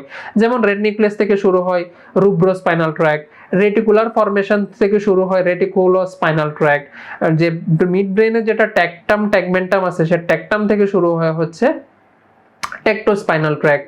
তারপরে অলিভারি নিউক্লিয়াস আছে মেডালার জায়গায়, সেটা হচ্ছে অলিভো স্পাইনাল ট্র্যাক্ট। ভেস্টিবুলার যে পার্টটা সেখান থেকে ভেস্টিবুলার স্পাইনাল ট্র্যাক্ট। এগুলো হচ্ছে বিভিন্ন স্পাইনে আসে কিন্তু বিভিন্ন জায়গা থেকে আসে, এগুলো হচ্ছে এক্সট্রা পিরামিডাল ট্র্যাক্ট।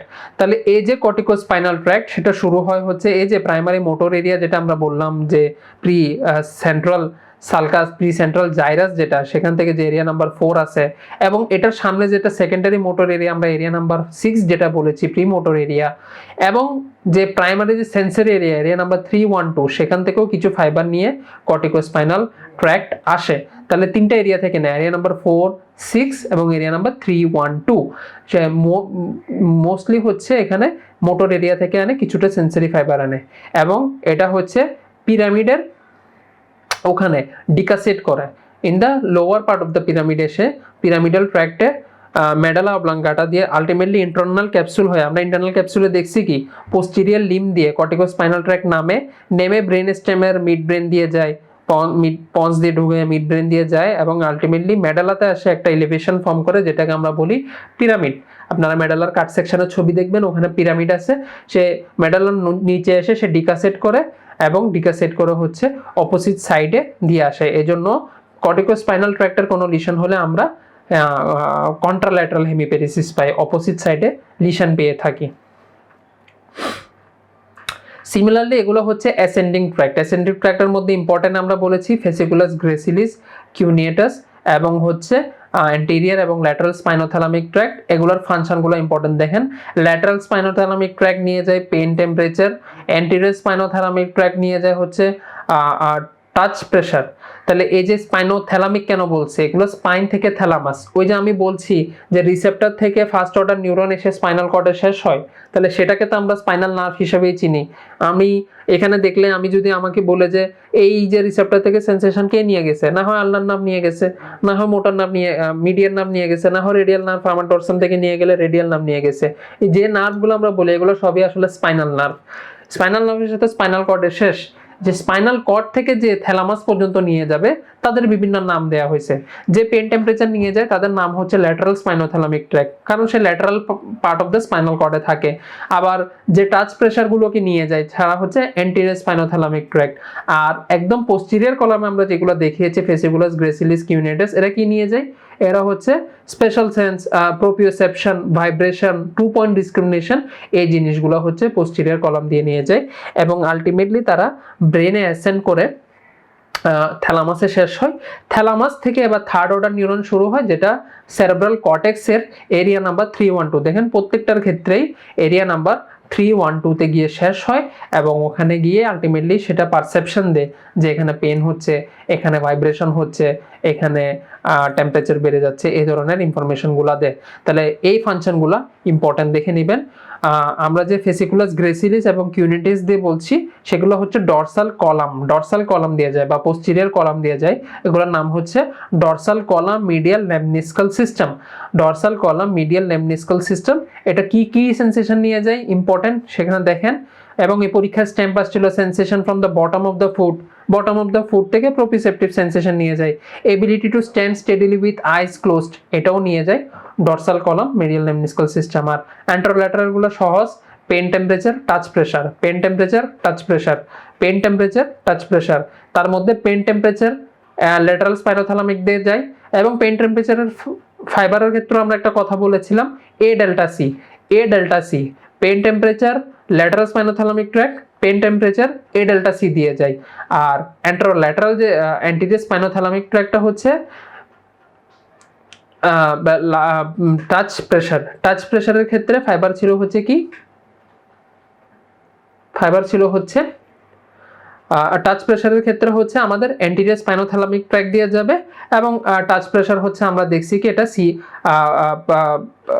বি ফাইবারটা ইউজ করে থাকে টাচ প্রেশারের ক্ষেত্রে, বিটা ফাইবারটা, এই বিটা যে ফাইবারটা সেটা ইউজ করে থাকে হচ্ছে টাচ প্রেশার।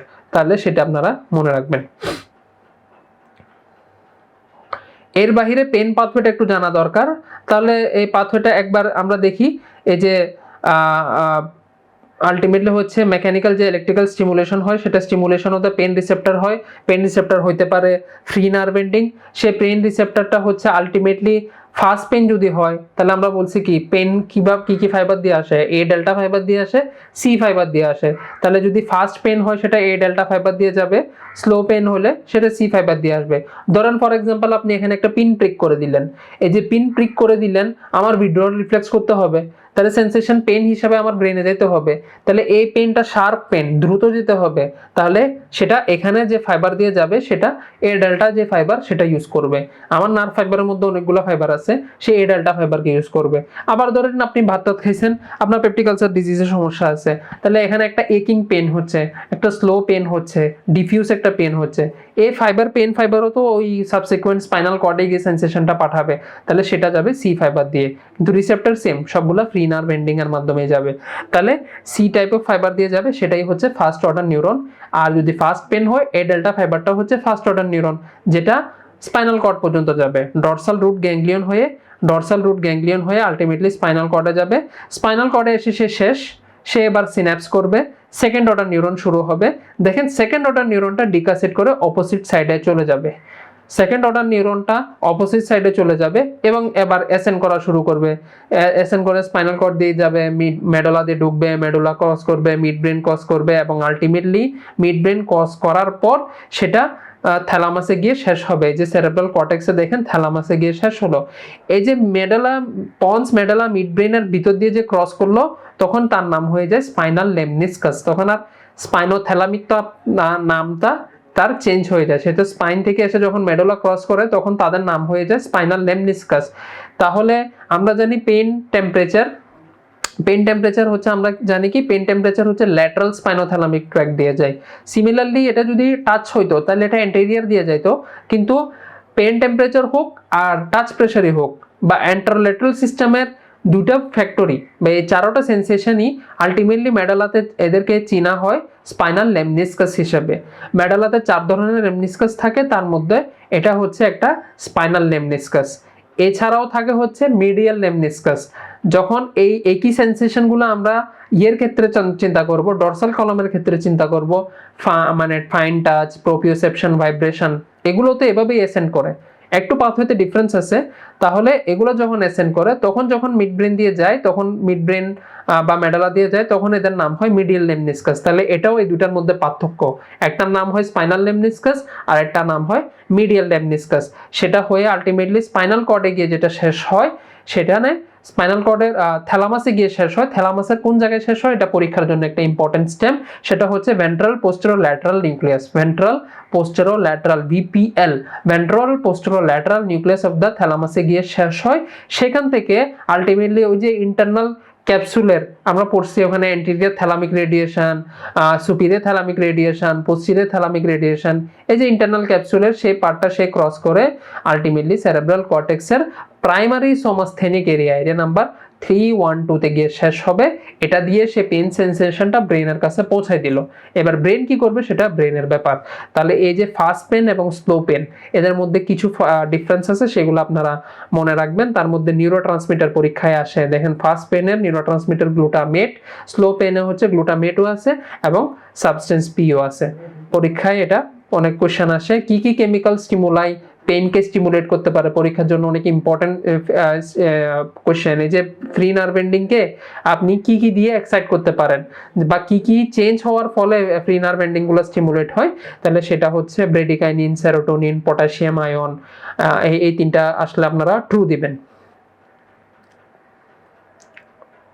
এবং ফাইনালি হচ্ছে আমরা অটোনমিক নার্ভাস সিস্টেম এবং এলিয়েন নার্ভ রিলেশনগুলো ডিসকাস করব কিছুটা।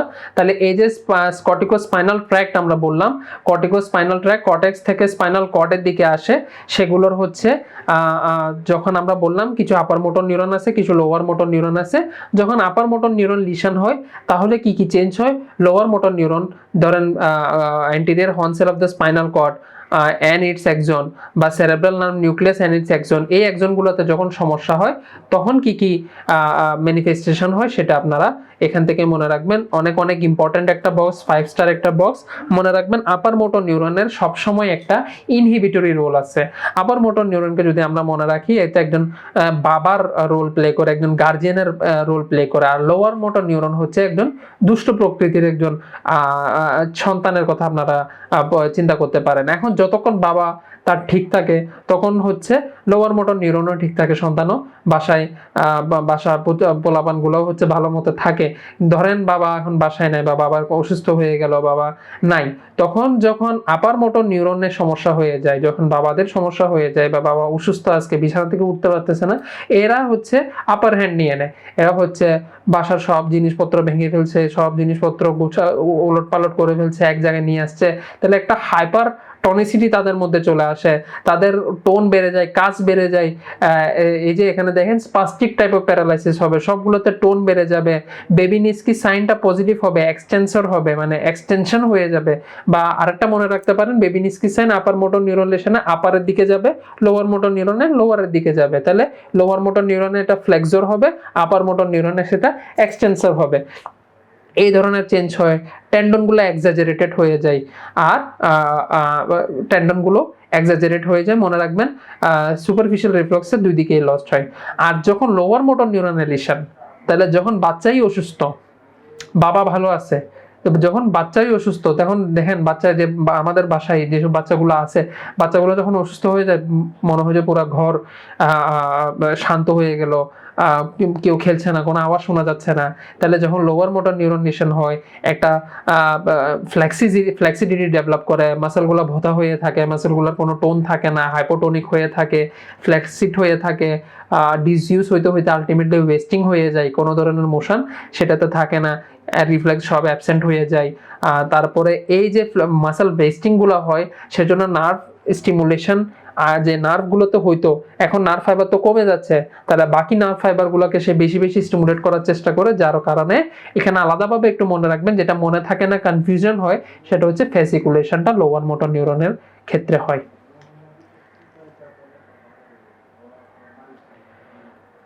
সিমিলারলি পিরামিডাল ট্র্যাক্ট আর এক্সট্রা পিরামিডাল ট্র্যাক্ট, আমরা কিছু কিছু ট্র্যাক্ট বলেছিলাম, এই এখানে আপার মোটর নিউরন লিশন এবং পিরামিডাল ট্র্যাক্টের লিশন দুটাই হচ্ছে সেম, কিন্তু সাইন্স অফ এক্সট্রা পিরামিডাল লিশনগুলো মনে রাখবেন। এক্সট্রা পিরামিডাল হচ্ছে যেসব পিরামিডাল ট্র্যাক্ট ছাড়া যেসব ট্র্যাক্টগুলো স্পাইনাল কর্ডে নামতেছিল সেগুলোতে যদি সমস্যা হয়, তাহলে ওই যে পার্কিনসন ডিজিজে যেসব ফিচার পাওয়া যায়, বেজাল গ্যাংলিয়া লিশনে যেসব ডিজিজ পাওয়া যায়, ফিচার পাওয়া যায়, এবং এক্সট্রা পিরামিডাল ট্র্যাক্টের লিশনও একই জিনিস পাওয়া যায়, এইগুলো একসাথে মনে রাখবেন। কোরিয়া, হেমিবেদিসমাস, অ্যাথেটোসিস, ব্রেডিকাইনেশিয়া, রিজিডিটি, ট্রেমর, এগুলো থাকবে এই জিনিসগুলোতে।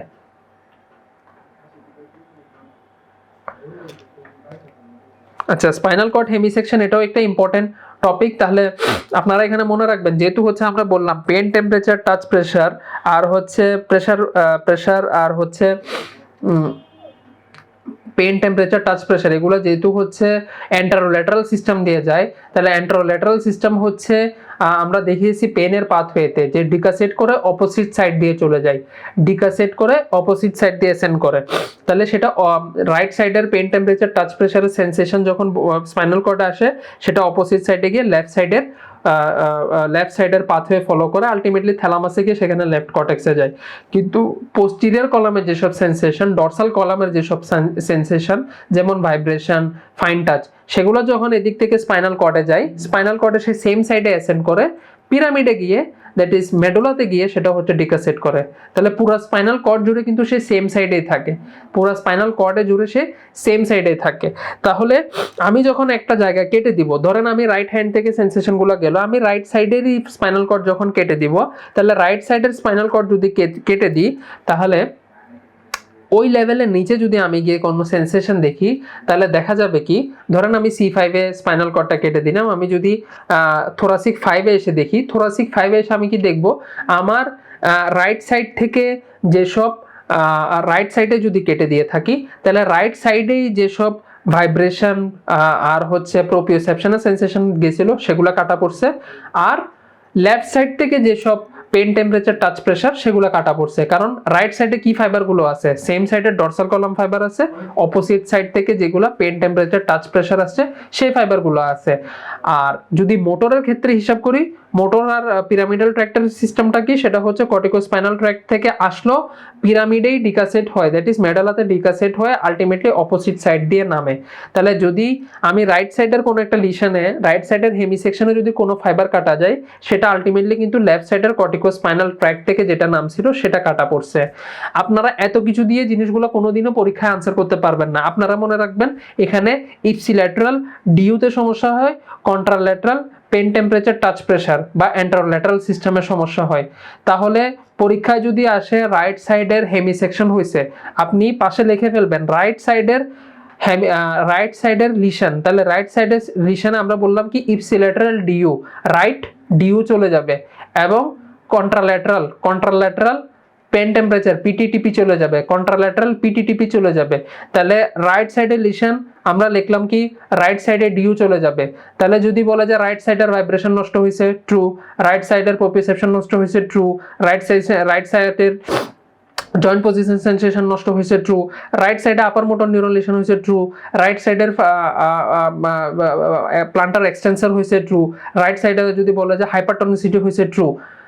লেফট সাইডে যদি বলে যে লেফট সাইডের পেন, টেম্পারেচার, টাচ, প্রেসার অটাল হয়েছে, তাহলে ট্রু। যদি বলে যে রাইট সাইডের পেন গেছে, ফলস হবে, রাইট সাইডের টেম্পারেচার গেছে, ফলস হবে, রাইট সাইডের প্রেসার গেছে, এগুলো ফলস হবে। তাহলে এখানে ব্যাপারটা আপনারা মনে রাখবেন, যেদিকে লিশন দিবে, রাইট সাইডের হেমিসেকশন যদি বলে, তাহলে রাইট সাইডে ডিউ নষ্ট হবে, আর লেফট সাইড থেকে পেন, টেম্পারেচার, টাচ, প্রেসার নষ্ট হবে। তাহলে রাইট সাইডে ডিউ বলতে রাইট সাইডের ডরসাল কলামে যেসব সেন্সেশন নিয়ে যায়, ডরসাল কলাম ডি, আর আপার মোটর নিউরন লেশন হবে। রাইট সাইডের আপার মোটর নিউরন লেশন হবে, রাইট সাইডের ডরসাল কলামের ফাইবার নষ্ট হবে, আর লেফট সাইড থেকে নষ্ট হবে হচ্ছে pain temperature, touch pressure. Ipsilateral ডিউ যাবে, contralateral pain temperature, touch pressure যাবে। লাস্ট ডিসকাশন হচ্ছে আমাদের আজকে autonomic nervous system. Autonomic nervous সিস্টেমে দেখেন আমরা বলেছিলাম যে গ্রে ম্যাটার আছে স্পাইনাল কর্ডের মাঝখানে। এই গ্রে ম্যাটারের মধ্যে পোস্টেরিয়র হর্ন দিয়ে ঢুকে হচ্ছে সেন্সরি নার্ভগুলো, এবং এন্টেরিয়র হর্ন দিয়ে আমরা বলেছি যে এন্টেরিয়র হর্ন সেল থাকে। এই যে পাশে দেখেন ব্ল্যাক এবং ব্লু দিয়ে দেখানো হচ্ছে। তাহলে পোস্টেরিয়র দিয়ে যেটা আসে সেটা হচ্ছে সেন্সরি নার্ভ ব্লু, আর যেটা বের হয় সেটা হচ্ছে ব্ল্যাক কালারের, সেটা হচ্ছে এফারেন্ট নার্ভ বা মোটর নার্ভ। এখন এটার বাহিরেও একটা ল্যাটারাল হর্ন আছে, দেখেন ল্যাটারাল গ্রে হর্ন একটা থাকে যেখান থেকে কিছু ফাইবার বের হয়। এই ল্যাটারাল গ্রে হর্ন থেকে যে ফাইবারগুলো বের হয় সেটাই হচ্ছে অটোনমিক নার্ভাস সিস্টেমের ফাইবার। সেগুলো থোরাসিক থেকে শুরু করে লাম্বার পর্যন্ত যে ল্যাটারাল হর্নগুলো আছে সেখান থেকে যেগুলা বের হয় তারা ফর্ম করা হচ্ছে সিম্প্যাথেটিক নার্ভাস সিস্টেম। আর ক্রিনিয়াল যেসব নার্ভ সেখানেও এরকম কিছু কম্পোনেন্ট বের হয়, ওখানে যদিও অ্যান্টেরিয়র পোস্টেরিয়র ল্যাটারাল হর্ন নাই, কিন্তু ওখানে হচ্ছে নিউক্লিয়াসগুলোর মধ্যেই কিছু প্যারাসিম্প্যাথেটিক নিউক্লিয়াস আছে। তাহলে ওখান থেকে যে নিউক্লিয়াসগুলো বের হয় প্লাস হচ্ছে এগুলোর সাথে স্যাক্রাল যেসব স্পাইনাল সেগমেন্ট ওখান থেকে যে ল্যাটারাল হর্নগুলো বের হয় সেগুলোকে বলা হচ্ছে প্যারাসিম্প্যাথেটিক নার্ভ। তাহলে থোরাকো লাম্বার আউটফ্লো ল্যাটারাল হর্ন থেকে যেটা বের হয় সেটা হচ্ছে সিম্প্যাথেটিক, আর ক্রেনিওস্যাক্রাল আউটফ্লোটা হচ্ছে প্যারাসিম্প্যাথেটিক। এখন আমরা বলেছিলাম কি প্যারাসিম্প্যাথেটিক আর সিম্প্যাথেটিকের ক্ষেত্রে যে জিনিসটা হয় তারা সরাসরি গ্ল্যান্ডে যায় না, তারা গ্ল্যান্ডে সরাসরি ইফেক্টর অর্গানে যায় না, যাওয়ার আগে তারা একটা গ্যাংলিয়ন ফর্ম করে। এখন সিম্প্যাথেটিক নার্ভাস সিস্টেমের ক্ষেত্রে হয় কি, এই যে সিম্প্যাথেটিক নার্ভাস সিস্টেমে দেখেন অনেকগুলো গ্যাংলিয়ন প্যারাভার্টিব্রাল যে গাটারে দুই পাশে সিম্প্যাথেটিক চেন থাকে। তাহলে স্পাইনাল কর্ড থেকে যে ফাইবারগুলো বের হয় সেগুলো এই সিম্প্যাথেটিক চেনে এসে শেষ হয়ে যায়। এখান থেকে পোস্ট গ্যাংলিয়নিক ফাইবার শুরু হয় এবং বডির বিভিন্ন অর্গানে গিয়ে অটোনমিক কন্ট্রোল তারা দিয়ে থাকে। এই প্যারাভার্টিব্রাল মানে প্যারাসেন্ট্রাল দুইটা ভার্টিব্রার বাইরের দুই পাশে, তাহলে প্যারাসেন্ট্রালও হইতে পারে, প্রি সেন্ট্রালও কিছু গ্যাংলিয়ন ফর্ম করে, যেমন সিলিয়াক গ্যাংলিয়ন আপনারা অ্যাবডোমেনে পড়বেন, সুপিরিয়র মেজেন্ট্রিক গ্যাংলিয়ন, ইনফিরিয়র মেজেন্ট্রিক গ্যাংলিয়ন। এই গ্যাংলিয়নগুলো হচ্ছে সেন্ট্রাল, আর সিম্প্যাথেটিক চেনটা হচ্ছে প্যারাসেন্ট্রাল। তাহলে এসব প্যারাসেন্ট্রাল এবং প্রি সেন্ট্রাল গ্যাংলিয়ন হচ্ছে সিম্প্যাথেটিক গ্যাংলিয়ন। তাহলে গ্যাংলিয়ন পর্যন্ত একটা ফাইবার আসে, গ্যাংলিয়নের পর থেকে ইফেক্টর অর্গানে একটা ফাইবার যায়। একই জিনিসই কিন্তু প্যারাসিম্প্যাথেটিকের ক্ষেত্রে হয় ফ্রম স্যাক্রাল এবং cranial nerve. Cranial nerve nucleus namely 3, 7, 9, 10 আর হচ্ছে স্যাক্রাল 1, 2, 3। এই 7টা ফাইবার থেকে হচ্ছে প্যারাসিম্প্যাথেটিক ফাইবার আসে। তবে এখানে দেখেন এখানেও কিছু গ্যাংলিয়ন আছে যাগুলোর হচ্ছে আলাদা আলাদা নাম আছে, যেমন আমরা এই কিছুক্ষণ আগে সিলিয়ারি গ্যাংলিয়ন পড়ে আসলাম যে লাইট রিফ্লেক্সে, ফাইবার নাম্বার 3 হচ্ছে সিলিয়ারি গ্যাংলিয়ন। ফেশিয়াল নার্ভ যেটা হচ্ছে ফাইবার নাম্বার 7 তাদের হচ্ছে pterygopalatine ganglion, superior mandibular ganglion, otic ganglion আছে ফর গ্লোসোফেরেঞ্জিয়াল নার্ভ। তাহলে এই গ্যাংলিয়ন গুলো হচ্ছে ভিসারার কাছে থাকে, ইফেক্টর অর্গানের কাছে থাকে। আর সিম্প্যাথেটিকের গ্যাংলিয়নটা হচ্ছে প্যারাসেন্ট্রাল বা প্রি সেন্ট্রাল থাকে, ওখান থেকে ইফেক্টর অর্গান অনেক দূরে। তাহলে সিম্প্যাথেটিক সিস্টেমের কিন্তু প্রি গ্যাংলিয়নিক ফাইবারটা শর্ট, পোস্ট গ্যাংলিয়নিক ফাইবারটা লম্বা। আর প্যারাসিম্প্যাথেটিক ফাইবারের ক্ষেত্রে প্রি গ্যাংলিয়নিক ফাইবারটা অনেক লম্বা, কারণ গ্যাংলিয়নটা অর্গানের পাশে থাকে, এবং পোস্ট গ্যাংলিয়নিক ফাইবারটা হচ্ছে শর্ট। এটা একটা ডিফারেন্স। আমরা তাদের নিউরোট্রান্সমিটার একটা ডিফারেন্স দেখে এসেছি, যে একটা থেকে অ্যাসিটাইল কোলাইন রিলিজ হয়, ওটা থেকে প্রি গ্যাংলিয়নিক দুটা থেকে অ্যাসিটাইল কোলাইন রিলিজ হয়, পোস্ট গ্যাংলিয়নিক প্যারাসিম্প্যাথেটিকে অ্যাসিটাইল কোলাইন রিলিজ হয়, কিন্তু সিম্প্যাথেটিকের ক্ষেত্রে রিলিজ হয় নরএপিনেফ্রিন, এপিনেফ্রিন। এটা একটা ফ্যাক্টর। আর ক্রেনিয়াম এবং স্যাক্রাল নার্ভ থেকে আসে প্যারাসিম্প্যাথেটিক নার্ভ, আর থোরাকোলাম্বার আউটফ্লো থেকে যেগুলো আসে সেগুলো হচ্ছে সিম্প্যাথেটিক নার্ভ। এই ফাংশনগুলো ডিফারেন্স এখানে আছে। এখানে যদি দাগাইতে যায় এগুলো পুরোটাই লাল হয়ে যাবে। আপনারা এই পুরো বক্সটা ইম্পর্টেন্ট, একটা স্নেলস নিউরোঅ্যানাটমির বক্স, ভালো করে দেখে নেবেন, এটা মুখস্থ করার চেষ্টা করবেন। আর ফাইনালি এটা দিয়ে হচ্ছে আমরা আজকে আমাদের ডিসকাশনটা শেষ করব। তবে বরাবরের মতোই আমরা এখানে শুধু ইম্পর্টেন্ট 10 থেকে 12টি টপিকস আমরা ডিসকাস করেছি। তবে যদি আমরা নিউরোঅ্যানাটমি নার্ভাস সিস্টেমের টোটাল প্রিপারেশন বলি, তাহলে এইসব টপিকস হচ্ছে যেগুলো আপনাদেরকে কভার করতে হবে পরীক্ষার জন্য, minimum to be covered for year exams, and these are the topics. So hopefully we have given a good discussion on this, at least the important 10 topics which should be revised before exam. পরীক্ষার সময় অবশ্যই এগুলো revise করে আপনারা যাবেন, এগুলো অবশ্যই দেখে যাবেন। apart from this, these are the topics that should be covered in your preparation. আমাদের এক্সাম ব্যাচে যারা আছেন তারা যখন আমাদের এক্সামটা দিবেন, এক্সাম শেষে হচ্ছে আমরা এইসব টপিকস এক্সামের কোশ্চেনের মধ্যে কভার করার চেষ্টা করব, যার ফলে আমাদের সলভ ক্লাসে ওই জিনিসগুলো আমরা আজকের যেভাবে ডিসকাশনটা হয়েছে সলভ ক্লাসে এভাবে আমরা সব টপিকস ডিসকাস করার চেষ্টা করব। তো এটুকুই আজকে, তাহলে আবারও কোনো ফিজিওলজির টপ 10 প্রোগ্রাম নিয়ে আপনাদের সাথে দেখা হবে। আশা করি আপনারা এনজয় করছেন। ধন্যবাদ সবাইকে, সুস্থ থাকবেন, ভালো থাকবেন, খোদা হাফেজ।